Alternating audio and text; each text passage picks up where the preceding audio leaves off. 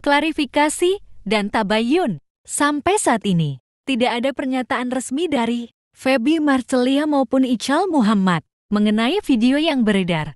Dalam Islam, penting untuk mengedepankan prinsip tabayun verifikasi sebelum menyebarkan atau mempercayai suatu berita, terutama yang berkaitan dengan aib atau kehormatan seseorang. Prinsip ini diatur dalam Al-Quran Surat Al-Hujurat ayat 6, yang memerintahkan umat muslim untuk memeriksa kebenaran suatu berita agar tidak merugikan pihak lain. Pandangan Islam tentang nikah siri sah secara agama. Nikah siri dianggap sah jika memenuhi seluruh rukun dan syarat pernikahan, yaitu adanya calon suami dan istri yang tidak dalam keadaan mahram, adanya wali dari pihak perempuan, adanya 2 orang saksi laki-laki muslim yang adil, adanya ijab penyerahan dari wali dan kabul penerimaan dari calon suami, adanya mahar.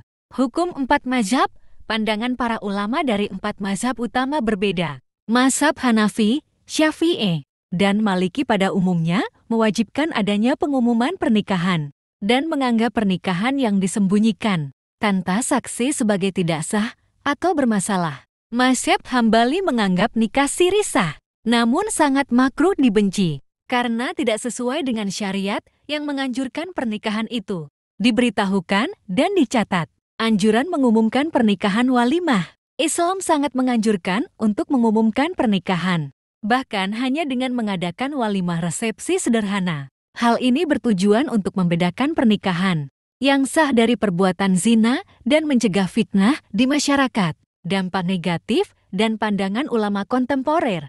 Meskipun secara agama dapat dianggap sah, nikah siri membawa dampak buruk yang signifikan, terutama dalam konteks hukum di Indonesia. Hilangnya hak istri dan anak karena tidak tercatat secara resmi. Istri dan anak dari nikah siri tidak memiliki perlindungan hukum.